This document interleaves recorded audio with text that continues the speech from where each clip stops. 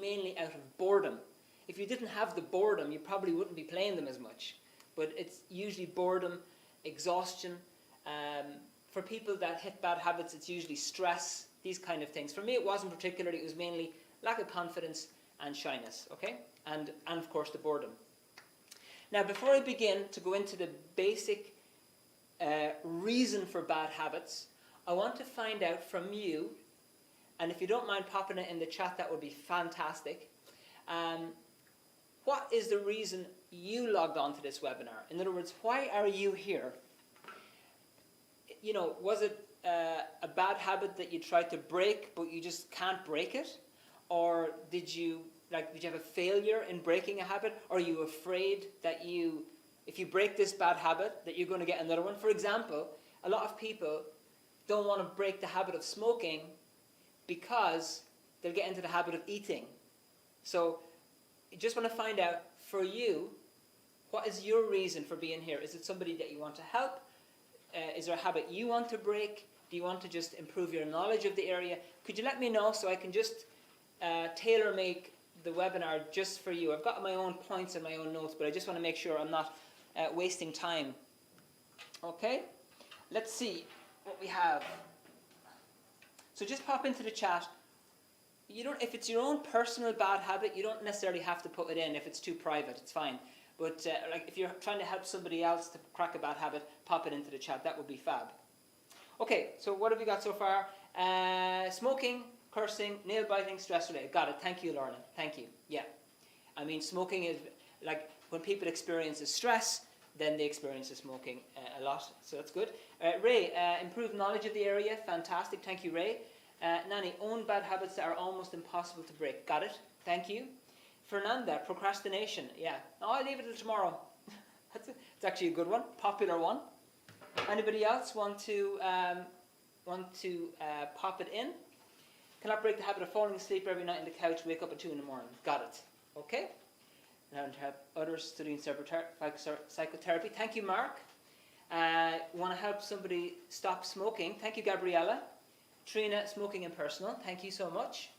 Okay, folks, that's absolutely fantastic. So, for me, I mean, this is just a minor example. When I say video games, look, it's not the end of the world. It's not like I'm in the pub every night of the week.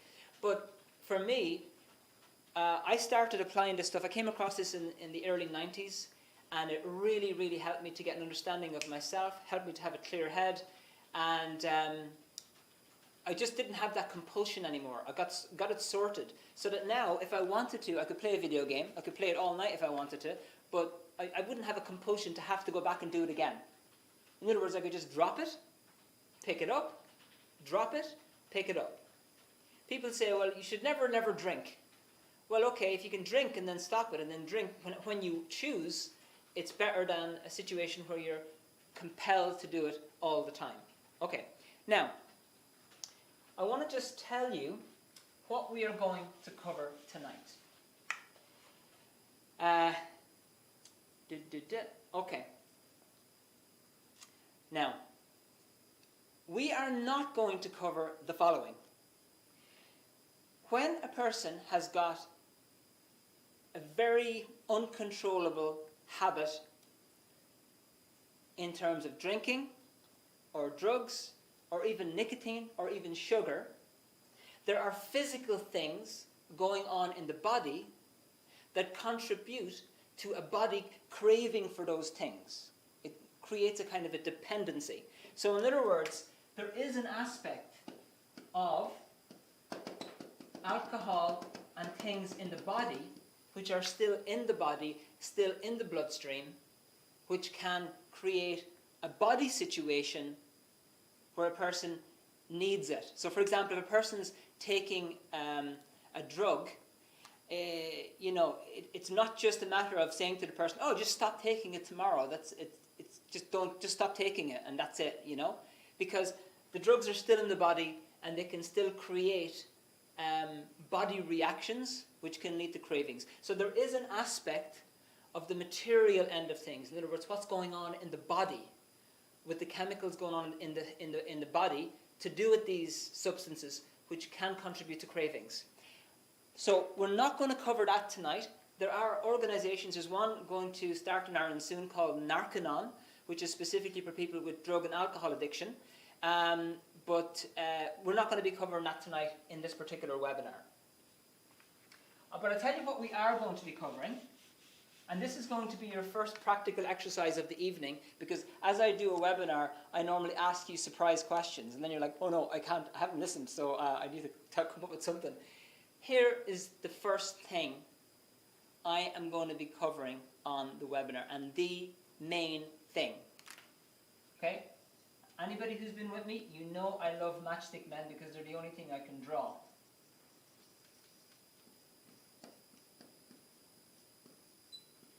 Okay? This is what we're going to be covering tonight. Now I'm going to ask for your question here. Why are we going to be going over thought? Why are we going to be going over thinking? Can anybody pop in a little message into the chat? I want to see who's first. Why do you think we're going to be going over thought? Anybody want to volunteer an answer? Indeed, Mark. Exactly. Thought leads to emotion. Thought is number one. After the thought comes the emotion, and after the emotion comes the action. So this is the root of it. So for example, if you are addicted to chocolate, you have a habit of eating chocolate every day, and you've decided, I'm going to give up chocolate. Fantastic. Brilliant.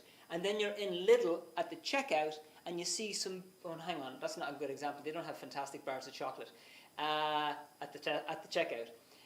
I don't know, you're in Tesco, and you see gorgeous bars of chocolate that you love. Then all of a sudden you start thinking about chocolate, and then you have this compulsion to have chocolate, and then you get chocolate, and then you have another bar. Or if you, let's say, have given up drinking, okay? And you decide, I'm not drinking, but then you pass by a pub in Dublin, and people are in there singing, and there's people outside with pints of Guinness and so forth. And then it gets you thinking about drink. And once the thinking starts, then there's a little desire that kicks in, which can turn into a little bit of an uncontrolled compulsion, which leads to you then taking the drink. Okay? So this is a very basic thing. The thought about what you don't want to do kicks in first, and then the compulsion comes afterwards, right? So the thing here is that if you were in control, let me just ask you this question. If you were in control of your thinking, in other words, if you were able to let these thoughts come in and go without having them control your life, would that make things better? So let me just summarize that question again. If you were in control of your thinking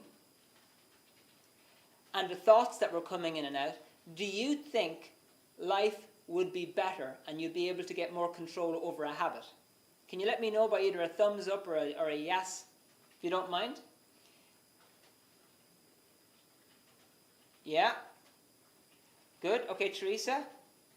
Yeah? Therese, sorry. Fernanda, okay. Mark, yes, better choices, absolutely. Tara, yes. Nanny, of course, yeah. Precisely. And welcome to everybody else who hopped in. I didn't even say hello to you. So the key thing is thinking, is the thought. When an uncontrolled thought comes in here and tells you, just have one drink, or just have one cigarette, or go on, just play the video game, that is going to make you just a little bit kind of stressed or anxious, and then the action is going to kick in again. So the next question becomes then, where do thoughts come from? Where do thoughts come from? In other words, where do you come up with this conclusion about what you should do next? Where do you come up with this conclusion about what you should do next? And the answer is the mind. Now, I just want, just as a little bit of bit more information about me, okay? I am not into, absolutely not into, the theory of the chemical imbalance in the brain. So you just add a little chemical there and you make a person all better and he can think positive. Or this chemical is low because this chemical is high and therefore the chemical is this, the chemical is that. I'm not into that theory at all. I don't agree with the whole pump him full of stuff to make him feel better. The reason I'm mentioning this is because a lot of people think that the mind is all about the brain and the substances and these kind of things, which it just isn't. The brain is part of the body, and if there's a part of the brain missing, it is going to affect your coordination and all sorts of functions in the body. But it is certainly not, in my opinion, ludicrous to think that everything that you've ever experienced and all your memories could be stored in a big lump of meat, not much bigger than a sheep's brain. The second thing, this is my chance to vent, and then we'll get on and I'll become happy again, I promise, okay? The second thing I don't get into is labeling. I'm not a fan of labeling. You know, a person has an issue or they've got a habit or a this or that, so we'll label him with a nice label and stick it onto him, and therefore he's in a nice little category and grand, and maybe we can pump him full of pills for that as well. I'm not into labeling. For example, you could have somebody and you don't know what's wrong with them, so people have these disorders that they love, certain groups, and so you could even label a person if you don't know what's wrong with them, but they seem a bit strange. You could say they have, I don't know what's wrong with your personality disorder. I mean, you can invent all sorts of disorders. If you look at some of the disorders in there's a certain handbook, there's caffeine drinking disorder. I don't know, you could invent them. So I'm not into labeling, I'm not into packaging people. Each individual is an individual with his own past and his own personality. That's the first thing. Okay, vent over. Continue on. Your mind is basically a collection of pictures from your past in exact date order. Why do you have a mind? Because every day you're faced with issues and you learn things and you store that information in your mind so that you can make decisions in your future. So for example, if you are in Tesco and you see a red apple, maybe 10 years ago you ate a red apple and it was nice. So you think, you know what, I like red apples. You're thinking very fast, I like red apples, and so you decide to buy the red apple. On the other hand, let's say you're in Tesco, you're looking for something for your burger, and you see the mustard jar, but you remember years ago you tasted mustard, you didn't like it. Now if you forgot all about it, if you completely forgot about mustard and forgot about the taste of it, or forgot about the fact that you ever even tried it, you'd probably try it again and not like it again. So by you knowing that you don't like mustard, you decide, I'm not going to get mustard. So basically, your mind is a handy collection of pictures from your past that you can use to make decisions about your future. You learned how to ride a bike, that's here. You learned how to drive a car, that's here. You learned how to deal with your husband or your partner, that's here.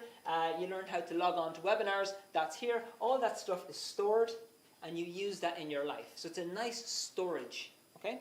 So the mind is not something made up. It's not something, that has no substance. It's not something that's intangible. It's not a dream.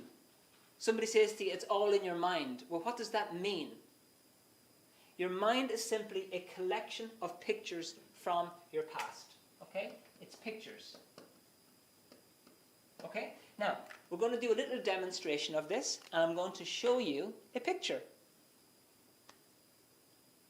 How are you going to do that, Vinny? How are you going to do that? What I want you to do is remember something pleasant that happened in your life. The first thing that comes into your mind, something pleasant that happened in your life. And then if you don't mind popping it into the chat so I know what you're thinking, that would be just fab. Just try to remember something pleasant that happened in your life.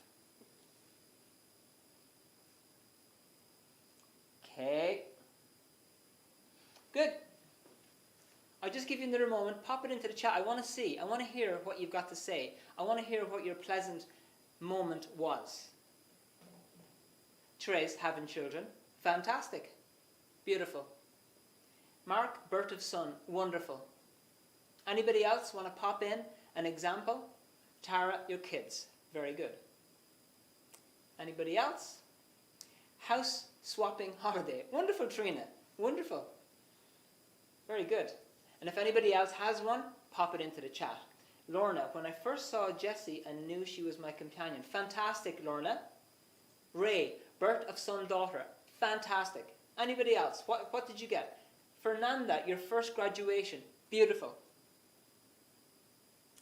Nani, finding my ideal partner. Beautiful. Gabriella, your children. Amazing. Anybody else left over there? Okay, each one of those things that you looked at, when I asked you, you looked at a picture. And it's very clear to you. So it does exist. So pictures do exist because you just saw one. Okay? So this is what the mind is. It is not a lump of meat.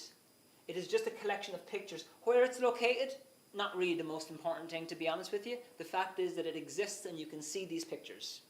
Okay. Now, so when you have a mind, and it works very, very fast, you can set up in your mind what are called training patterns.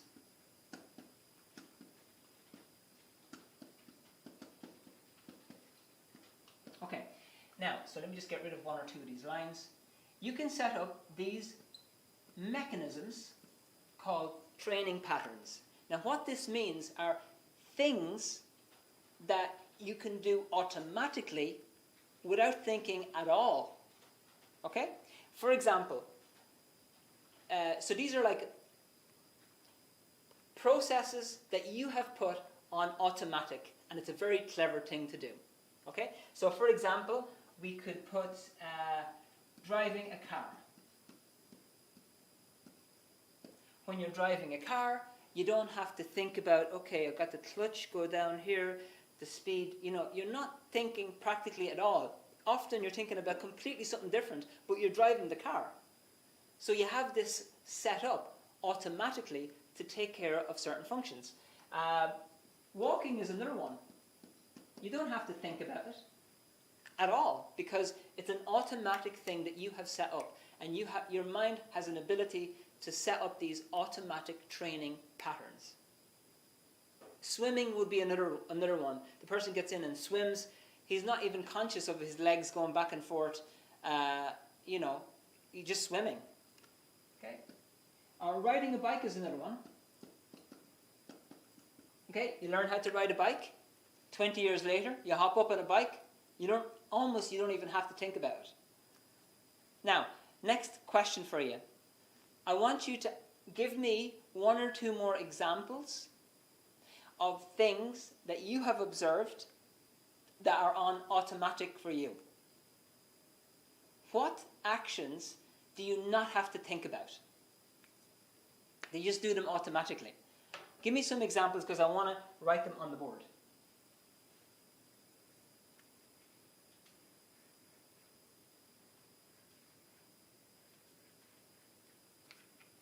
Any automatic things? Nanny, playing an instrument. Fantastic example. Absolutely. When you're starting off, you're kind of learning how to play the guitar, and then after a while, there's fingers and moving, and if you're playing the piano, the fingers are just going. Really, really good example. Mark, training boxing. Okay, very good. Therese, dancing. Wonderful. You're just doing it, and you've gone through a set, and then you've realized you were dancing. Good. Carol, please, no idea what that means, Carol. Ray, spending money. Fantastic, Ray. Love that example. Love that. You just like you're spending it and then before you realize it, it's gone. Okay. Very good. Okay, Lorna, praying and cooking without measurements anymore. Very good. Excellent. I'm not quite getting what that one is, Carol. If you could clarify, that would be great. But basically, you have an ability to set up these automatic things in the mind. Good. Now we're getting to the habit a little bit in a minute. We're going to get to the habit and what's causing it. Now, there's one thing that you need to know. This is what we call in Dianetics the analytical mind. It's your mind, your ability to think, and it is better than any computer ever constructed. It's got a fantastic ability. You have an absolutely fantastic ability to think about things and come up with solutions very, very, very fast, and you know it. Because you've often come up with really quick solutions that were just amazing, handle the situation, done deal. Okay, now, so this is your analytical mind. The problem is this. Some of your memories are moments of emotional and physical pain. Okay? So you've got loads and loads of memories, but some of your memories are either one of two things. They're either a loss or there's some sort of physical pain. Now, when you have a bad experience in your life, for example, if you're playing football and you break your leg, that incident gets stored, but it gets stored with a bunch of, let me just pull this on the board here now.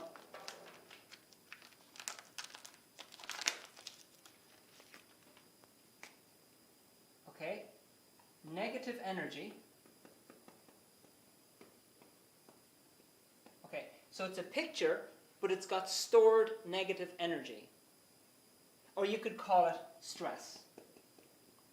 So every time you lose somebody close to you, or you have a very traumatic experience, or you experience some intense physical pain, or somebody knocks you unconscious, what is stored with that memory is a little package of negative energy.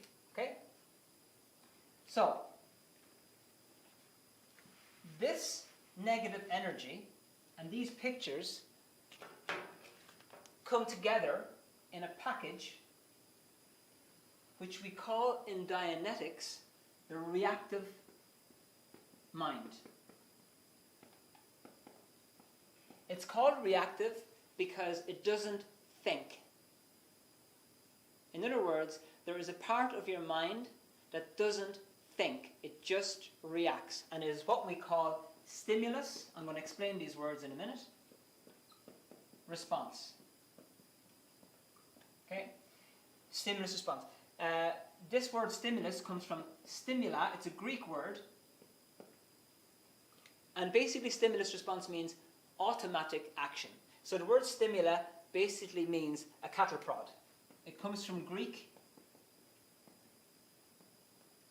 So the Greek farmer, not just the Greek farmer, but any farmer, goes out to his field of cows with his big pointy stick.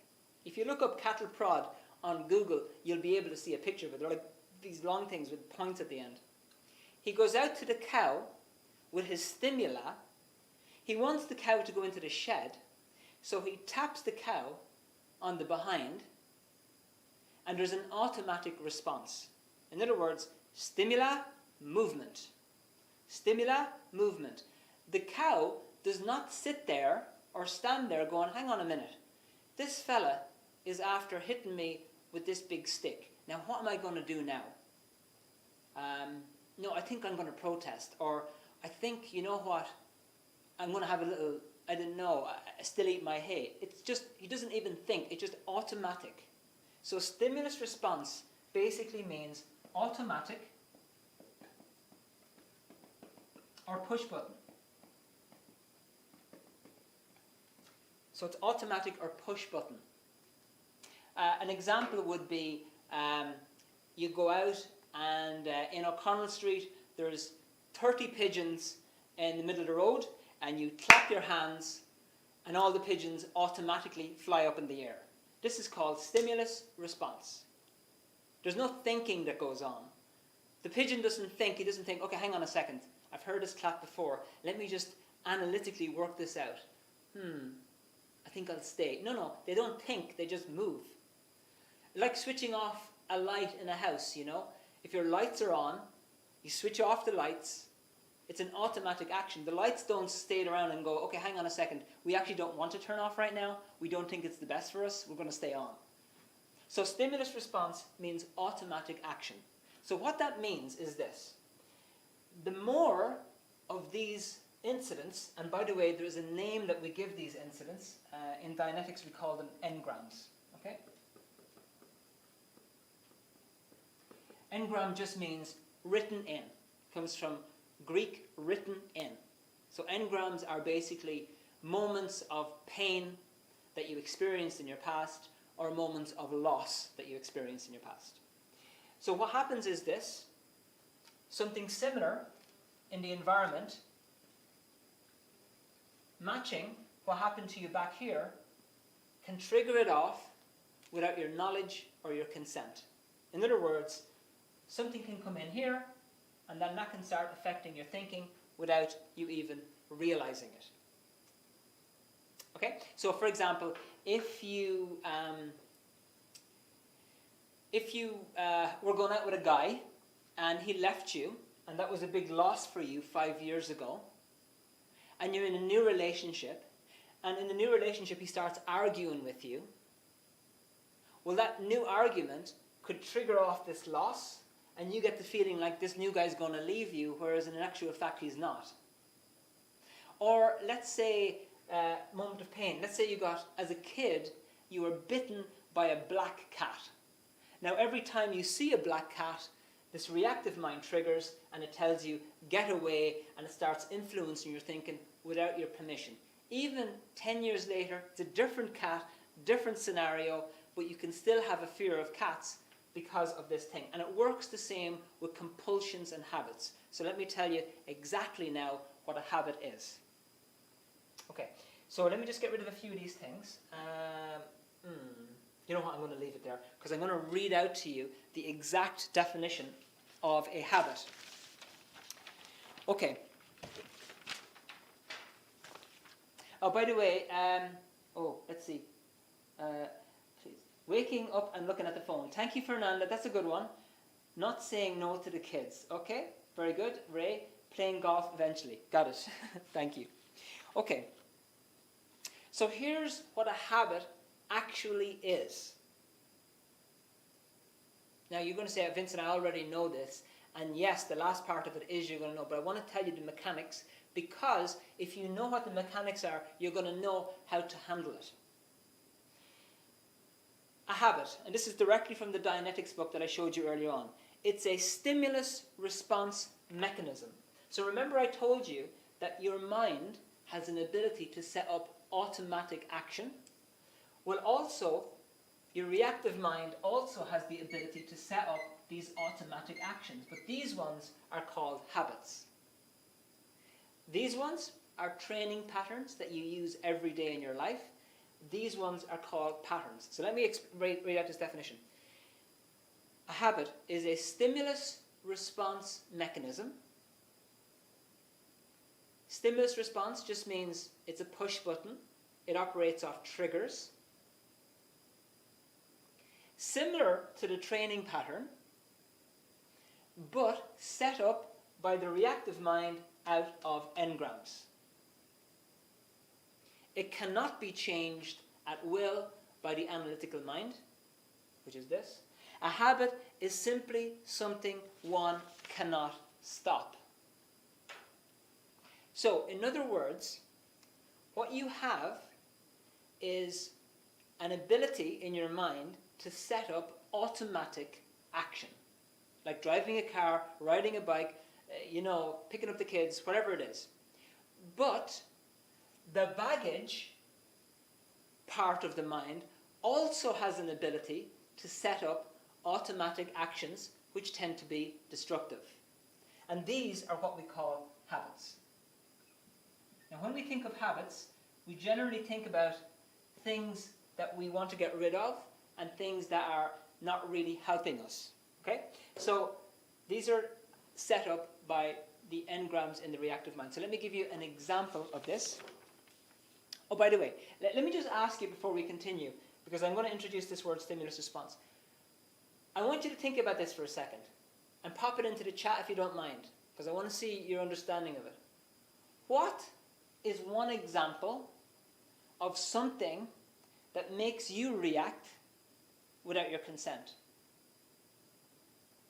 For example, do you have something that people say to you that causes you to get stressed even though you don't want to be stressed?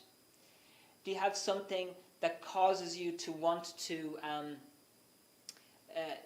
that causes you to lose your temper even though you don't want to be angry? So just for a moment, have a think about one thing that triggers you off and causes you to react. And if you don't mind popping it in the chat, in the chat, that would be great. Pop it in the chat. Pop it in the chat. What kind of things press your buttons? Just one example would be good, if you don't mind. Okay? Okay, Nanny, pressing on the brake when something goes in front of the car. I don't know if that was an answer to the previous question. Probably is. Mark, lack of respect. Very good. You're trying to be successful in life. Somebody comes to you, treats you bad. Logically, what you should do is understand, okay, well, not going to affect me. That's their problem. I'm going to continue on with my life. It's not my fault they're an angry person, but instead of that, you cave in. Okay? I'm not saying that happens with you, Mark, but I'm just giving an example of how it could be. Therese, an argument. Yeah, same story. You're just getting along. Somebody pushes your buttons, and then you lose your temper or you get stressed. Carol, similar one, arrogance. Very good. Again, you're dealing with somebody who's maybe in some indirect way putting you down, and it affects your ability to be yourself. Mark, values. I guess when you're talking about values, you're talking about values that you see in others. Am I right, Mark? Is that what you're talking about? Seeing values that, I don't know, lack of values, is it? Maybe you can clarify that for me, please, Mark. Lorna, I was only messing. You took me serious. Okay. Lorna, I need to learn to get jokes on this chat. But thank you, Lorna. Nanny, my son whining without an end. Logically, Nanny, you should be able to go, okay, my son is whining. I've listened to it 1,000,000 times. I should be able to sit here and experience it for an hour. But instead of that, you start pulling your hair out, wondering where that bottle of whiskey is that you stored up for Christmas. Okay? Fernanda, men's welling with women's. Men's welling with women's. I have no idea what that means, Fernanda. Absolutely no clue. I don't know what welling means, to be honest. Yeah, Mark, absolutely. Look, yeah, that is the way it should be. Totally. Be nice to people. Treat them how you want to be treated. It's a complete basic in life. Very good. And when you're not getting that, it can certainly trigger you off. Okay, great. Lorna, that's fine. We should probably talk about this because when I try to follow different chats, I get lost in which comment is which. Okay, now, little couple of examples of how does this relate to habits. Okay, now, remember at the beginning, we said that if your thinking is under control, in other words, if you are thinking naturally, being yourself, thinking positively, naturally, and you're not being influenced by stuff, and you're not being compelled to think about something, you're going to be free to choose what you want to do.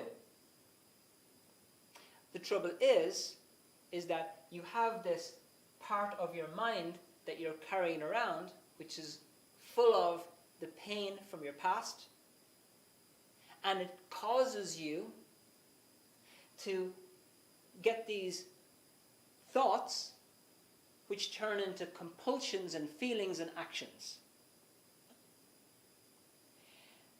And you want to break it, you want to stop it. You've tried discipline, you've tried, I'm never going to do it again. You know what, I'm not going to eat another bar of chocolate for the rest of my life. There, now, that's it. I was hooked on it, I'm not going to eat it again, and the next day You're straight down to the shop, get yourself some more chocolate. Or you decide, you know what, that's it now. I'm giving up the cigarettes. 100%. Great. And then you see a cigarette, or you smell somebody smoke, and you go, okay, that's it now, I've had enough, I'm too stressed. Usually, when we're talking about habits, you can try to help the person break the habit till the cows come home, and it's difficult because you're not getting to the root. This is the root of what causes the person to be thinking like that in the first place. So this is really what you have to tackle. And if it's not tackled, it tends to keep going. Okay, I'll give you a little example. Now, look, these incidents, because the reactive mind is a bit of a crazy part of your mind, it's a little bit like an animal part of the mind. It doesn't quite think logically. You know, like my cat went out into the back garden the other day. Now, she's a little bit of a wild cat, so we have a long leash on her. And the leash went around the tree at the back, but she couldn't work it out, that all she had to do was come back around and she'd be able to get out of the tangle. Couldn't work it out, because animals, they've got this kind of it's very much a reactive mind. It doesn't always think logically. Maybe dolphins are more intelligent, I don't know. But anyway, I still love cats. I'm a cat lover. I'm a dog lover and a cat lover. Okay. If you were drunk and you fell down the stairs, that would be stored here. Passing by a pub could trigger that off and make you have a compulsion to drink. If, let's say, you were a kid and your parents gave you lots of physical and verbal abuse, and every time they abused you, they put you in front of the television to tell you to shut up.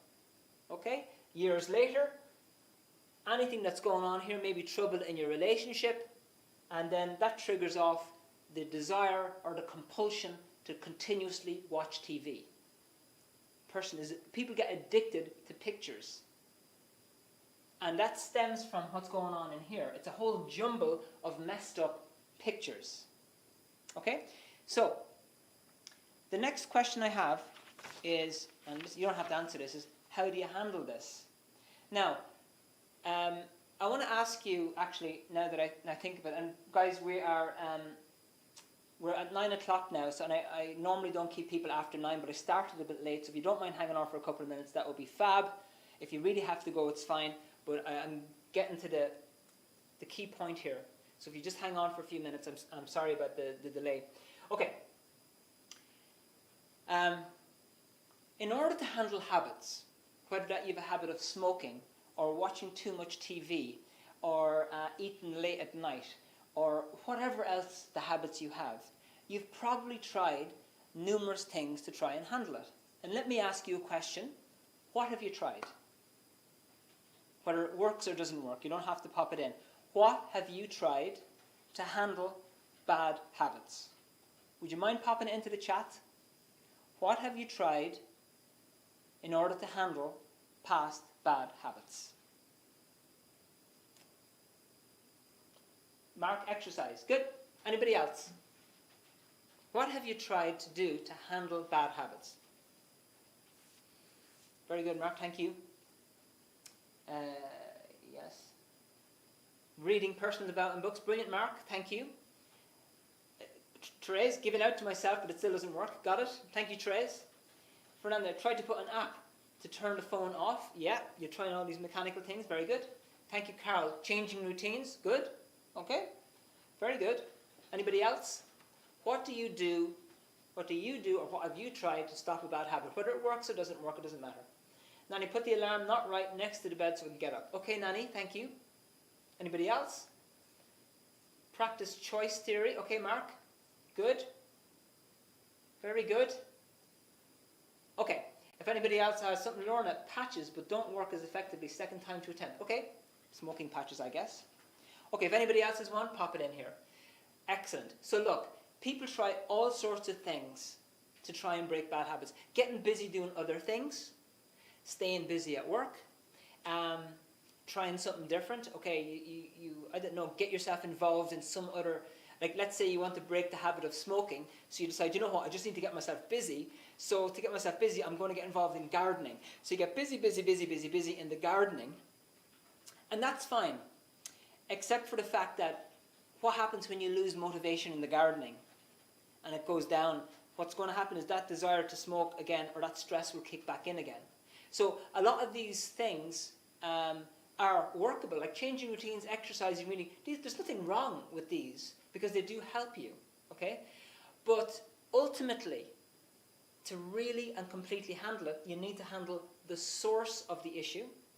And the source of the issue is the baggage that you are carrying around in your stimulus response mind, which sets up these habits. And that involves delving into the past.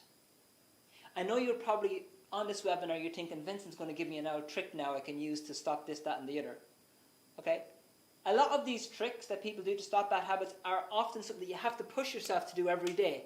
Okay, I have a habit of negative thinking. So in the morning, I'm going to think positive, think positive, think positive. So these are things that you kind of have to push yourself so that you don't get into the bad habit. But wouldn't it be nice if you could just clear up the root of what's causing it in the first place? I don't know what the root is for you. But what I do know is the root is something that happened to you, or a package of those things. And it can be a big package or a small package. You know? What was that last one? Trina, listen to music cooking. Listen to music cooking. Good. Yeah, so it's something that you're doing to keep your mind off something else. And it's not bad. At least it's something that tries to help. You're trying to resolve it. So there's nothing wrong with that. Okay? But ultimately, your engrams, which are the recordings of pain and loss, which are stored in this reactive mind, and which are stimulus response, which means push button, are what causes the bad habit in the first place. They're what causes you to lose control of your thinking. Because in actual fact, look, your thinking is yours. You should be in control of it. And you should be in control of it naturally, without any effort. You should be just naturally thinking the things that you want to think about, that are constructive for your life. So each one of us wants to do constructive things. But why is it that we're always compelled to do destructive things? And that's because there's this jumble of pictures which affects your thinking. And what's going on in the background is happening so fast that you don't even realize it's happening until you're in the pub and you're on your 14 pint of Guinness.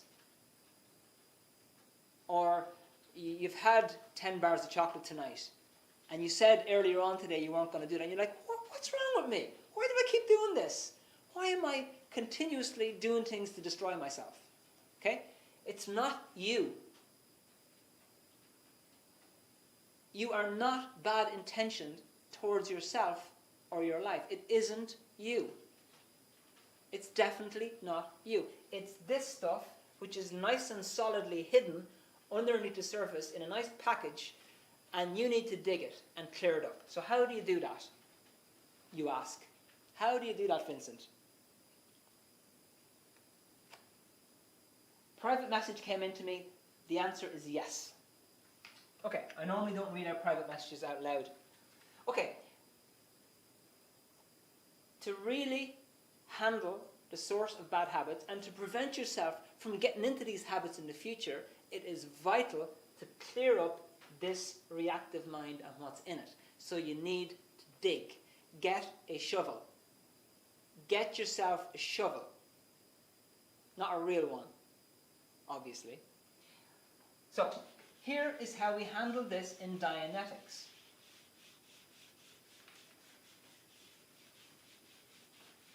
So we don't want to give you a technique for handling it for a few days, or a month, or a week. We don't want to give you something that you can do instead. Okay? Many people say, if you want to break a bad habit, just get involved in something else. And that's fine. That could work for a certain period of time. The danger is if you lose motivation on that, or you get stressed again, you can be very easily led back to that bad habit. So, the solution is what we call auditing. And this is the shovel that you use to dig up the stuff so that you can be clear in thinking and that you're naturally positive and not being driven down a destructive path. Okay? Auditing means to listen and to guide. In Dianetics, and by the way, I'm going to be showing you this in a second, it's explained in this book what auditing is in more detail, and I'll show you a little bit more about this later when I tell you about my course, so hang on, don't go anywhere, just hang on with me, hang on. Okay? The cup of tea will wait, I think. Okay, you've got what's called an auditor, and an auditor is a person who delivers the help. Okay? Auditor is a person who listens and guides. The person who is receiving the help has got their eyes closed and they're called a pre-clear. Pre means before and clear is the end result in Dianetics. Dianetics has an end result and clear is basically you back to yourself again. Doesn't change you into somebody different, it just gets you back to yourself again. And what the auditor is doing in a session is helping the person while wide awake using the exact 10-step procedure in the Dianetics book, going back to these painful incidents and getting rid of that pain and that negative energy that is holding the person stuck in those incidents and which cause those incidents to be able to affect that person day in and day out. So what you're doing in Dianetics really is you're just discharging or getting rid of all the charge or the stress from these trapped incidents and often hidden incidents. Now often in Dianetics you won't remember what happened to you. Why? Because there's things that have piled on top of it.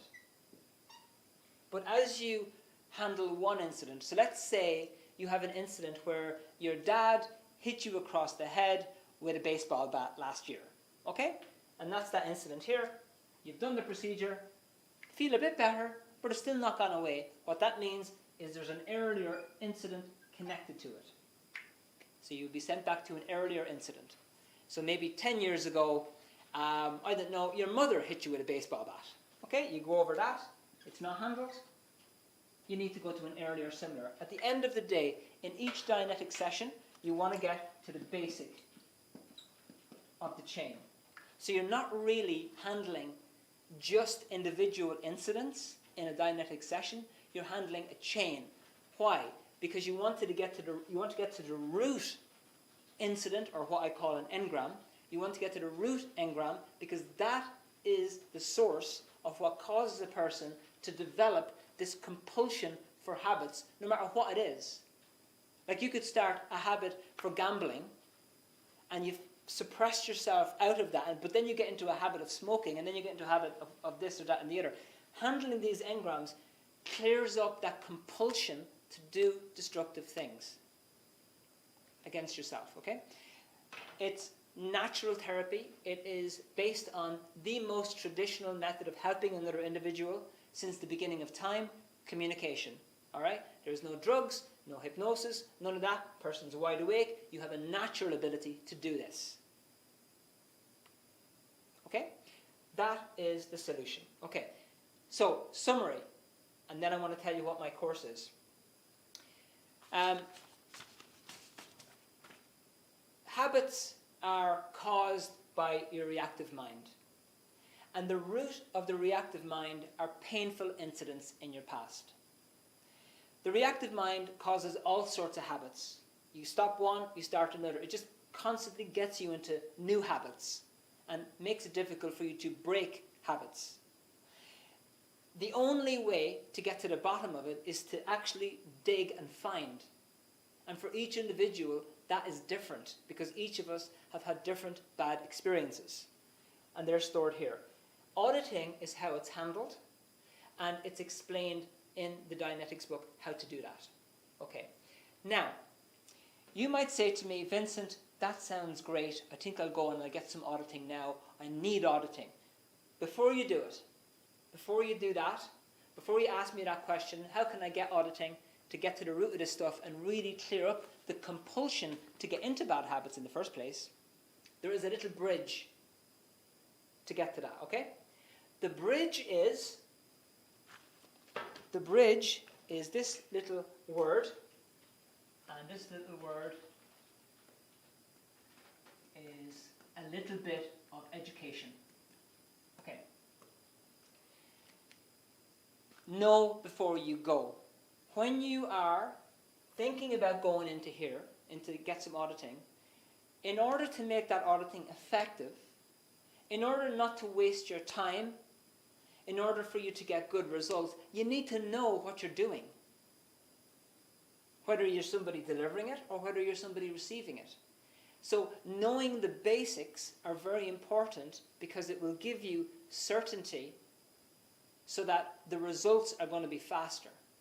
And what I've done is I've put together a 3-workshop little package so that people can get the basic introductory education on this particular part of the mind and what you need to do to handle it.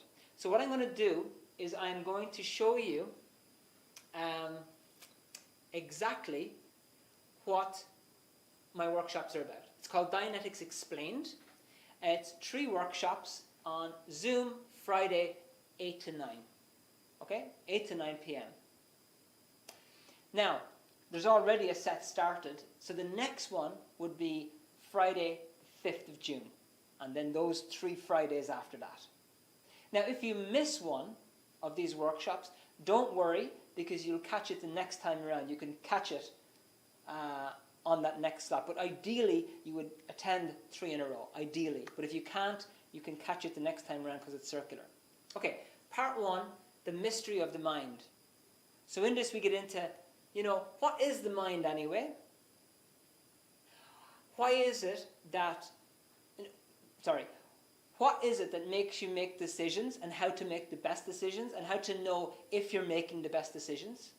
Also, what are we all trying to do in life? So we cover some of those basics, just a general introductory webinar.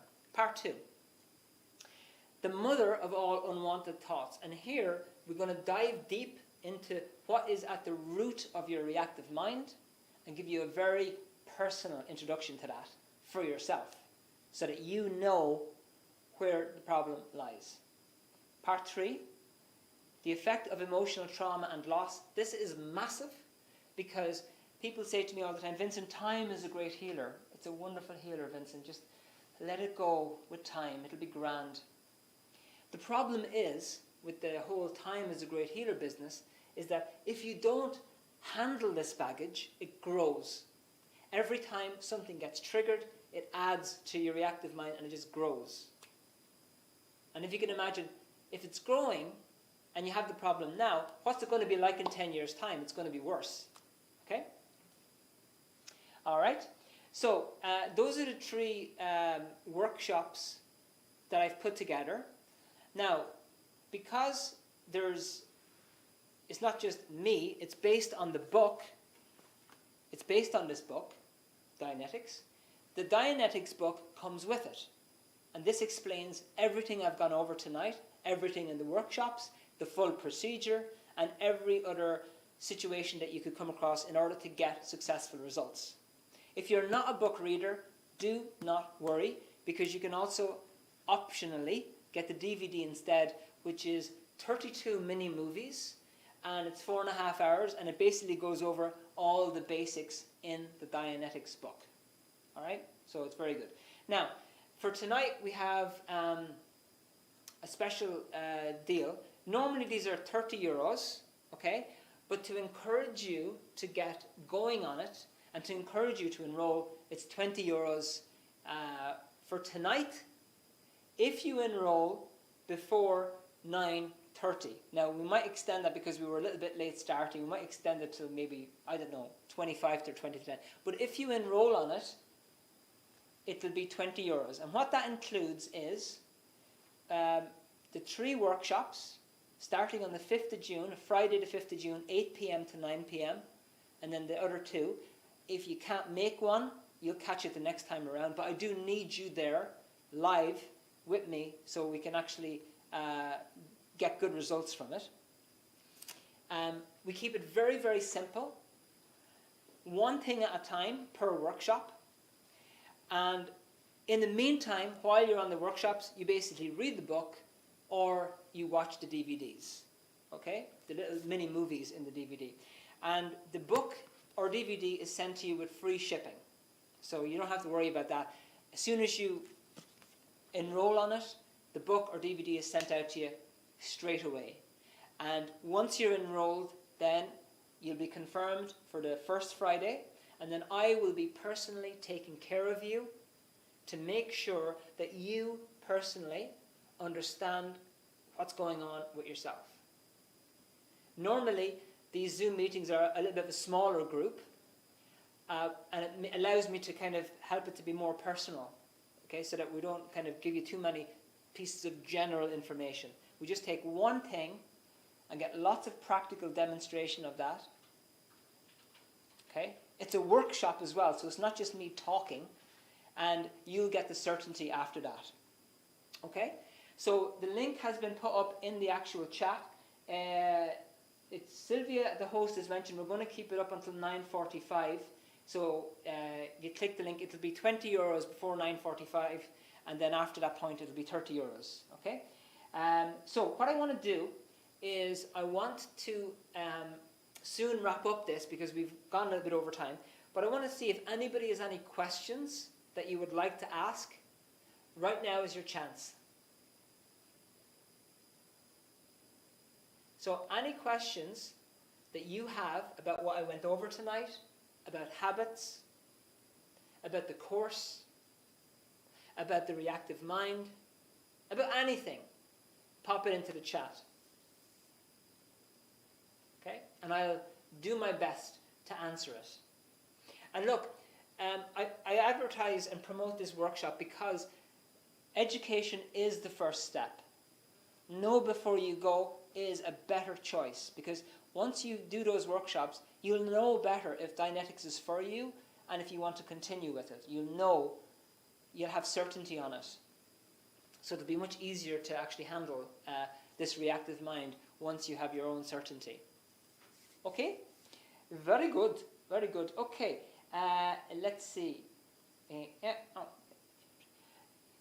Okay.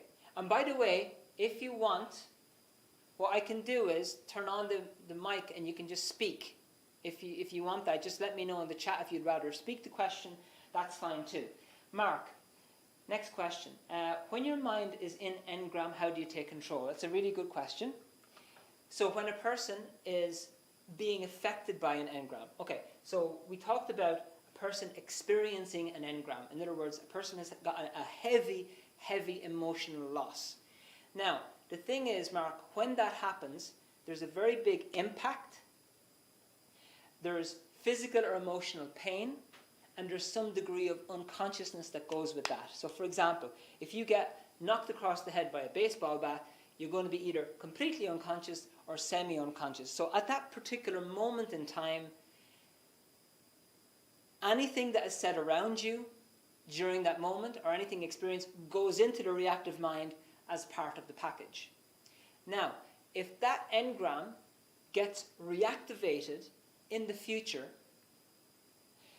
and it could do so by simply seeing baseball bats, being at a baseball game, hearing about people who are swinging bats at each other, watching drunk people fight each other outside a pub, that could trigger off the engram and lead to negative thoughts which actually drive a person to do these different things. The only real solution at that point is to have had a little bit of education on what's going on. So if you are more aware of the mechanisms of this engram and how it affects you, then the first thing is you'll know something's affecting you, and just having that knowledge that something is affecting you immediately gives you more opportunity and more ability to be in control of that, versus the situation where you just try to stop it. In other words, this engram is being reactivated, it's affecting your feelings and your thoughts, and you've got this compulsion to eat 15 bars of chocolate. Now, of course, as people normally do, they try to exercise discipline, and they try to control it. They try to stop it. And that's what they do. They suppress it. They push it down. And it really is much easier to do that if you know for a fact what's actually going on. So the only solution at that point when it is being reactivated is to have an understanding of what's going on and just to try and control it as much as possible. I said I wasn't going to give you any kind of temporary techniques to handle habits on a day-to-day basis, because honestly, you're much better off just spending the time immediately trying to get to the root and clear up the source of the reactive mind, which is these engrams in the first place, so that they're not getting triggered. That's the ultimate solution. So I don't want to give you a temporary solution. I want to give you the root and then clear up the root so that it's handled for good and you don't have to handle it again, period. That's the point. I hope that answers the question, Mark. The Body Keeps the Score is a book. The Body Keeps the Score is a book I'm reading at Resident. Okay, very good, Mark. Trina, very good. Are you still there or are you gone? She is gone. Trina's gone. Okay, I've had the audio, very good. Good, Dee. Okay, that's excellent. Good, good. So you're obviously, everybody's kind of on the same page with this. I think, ultimately, you know, if you look at, certainly in Ireland, you know, everybody's got some sort of, well, it appears to be some sort of habit that they're trying to control by being busy on other things, whether that's getting involved in trying to develop yourself or exercising more or getting busy at work or, I don't know, sleeping more or staying awake more or whatever it is. These are all efforts to try and handle it. And they do help. They definitely do help. You need them. But if you're going to actually become able to think and be able to be in control of those thoughts, then you need to clear up the things that actually affect you in a negative way. And that's the whole point of the subject of Dianetics, is to just handle the root. And it's nasty sometimes, you know, when you're going into a session. You might have an incident that you didn't want to face for years and years and years. You don't want to talk about it. You didn't want to talk about it. And you're not going to talk about it until you're ready. And so in a Dianetic session, you're going to be just taken on a gradient, bit by bit, you know. And it gets easier and easier. But it's not always easy. It's not always easy. Some of these incidents can be quite tough. And because they're buried, often you don't even know they're there. But once you start peeling off the layers like an onion, they become very visible. Okie dokie. All right, folks. So, listen, if anybody's any other questions, you can pop them in. I'm going to wrap up the webinar right now. And the link is going to stay there in the chat for anybody who wants to click on the link, and, you know, it'll be open there till 8:45 in the deal. I want to say thank you very much to everybody who's joined us tonight, and for your time and for your patience, especially with the technical issues at the start, and for listening and for giving me all your examples. I am very grateful. So thank you very much, Mark, and for having your camera on as well, Mark. Much appreciated. It's nice to see you. Lorna, Margaret, Ray, Jer, Mambule, hello Mambule, Carol and Dee. Folks, thank you so much for your time. The chat is going to still stay open, but I'll be gone. So have a beautiful evening, and I hope to see you on the course. Okay? Bye.